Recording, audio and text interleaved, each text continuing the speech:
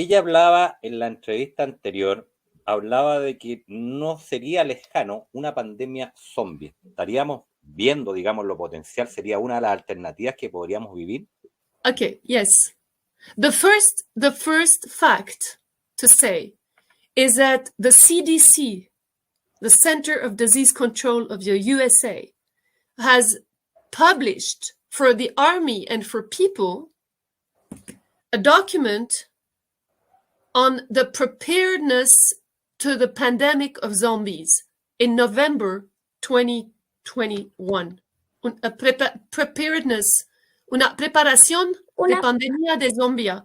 This is a fact, and you can find the document if you type PDF, Preparedness Plan to Pandemic of Zombie. This is a reality, number one. So the plan is there. The plan is there. Now, the second fact is that in the patents and in the preparation of the zombies, you have to understand that every virus or every disease, let's say, of Ebola is Marburg. Ebola, for example, is Marburg. Yeah, there is a código. There is a code. Every virus, bacteria, parasite has a code. Electromagnetic code, because we are bioelectric beings. We are all electric and water. So when you know that with graphene, it is a receptor of electromagnetic frequency, and it has other property of superconductivity and energy stockage. It can take the energy. You know that this code can be sent to people, and they can induce a disease.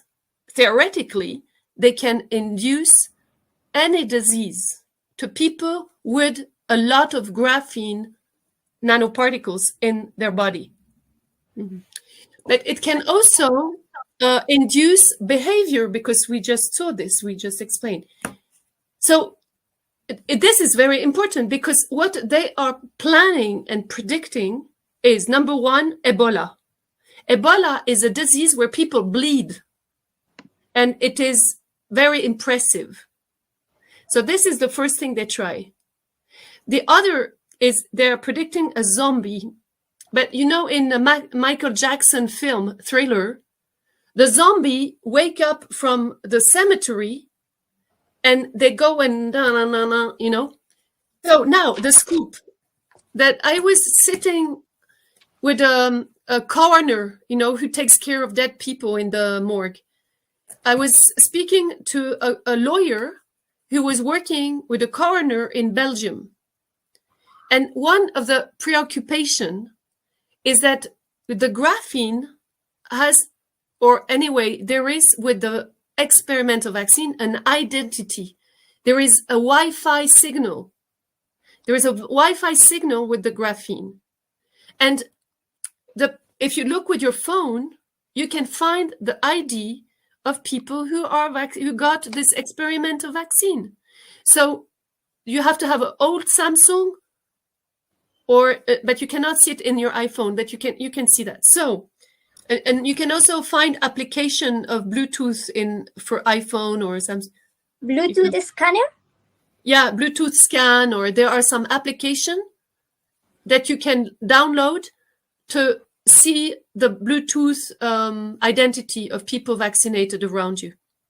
So now the scoop, it's important to understand this zombie pandemic possible.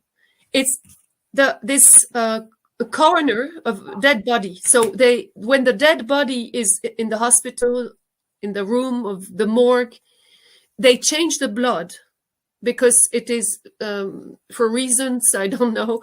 They change the blood so it doesn't get I think deteriorates.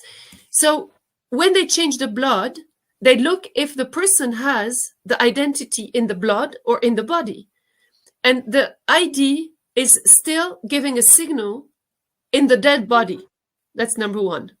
It's a practice done in the hospitals. It's just to explain that they can verify that the identity is not in the blood, it is in the body. Okay. Yeah, in the whole body. It's not in your phone. It's not in your phone. It is because people who are dead don't have their phone anymore. So it's not in the phone. They change the blood. It's not in the blood. So the identity is in the body, with or without the blood. So now the scoop is that also they went to the cemetery where people are buried. And they saw that you can see, even with people buried dead, you can see the identity. You can go and test in the cemetery. It means that Michael Jackson was a visionary, because it's possible with DARPA, with the graphene, taking control of the behavior of the body from a distance. Theoretically, it is possible to make the people dead alive, just because of graphene technologically. It is crazy, but it is possible, maybe.